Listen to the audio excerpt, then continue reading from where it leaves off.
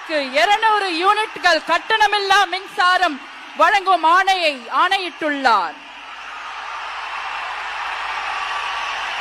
மாண்புமிகு தமிழ்நாடு முதலமைச்சர் அவர்கள் பெண்களின் பாதுகாப்பினை மேம்படுத்தும் பொருட்டு தடுப்பு மற்றும் பாதுகாப்பு யுத்திகளை முதன்மை மற்றும் ஒற்றை இலக்கை கொண்டு செயல்பட சிங்கப்பெண் சிறப்பு அதிரடி படையை உருவாக்குவதற்கு ஆணையிட்டுள்ளார்.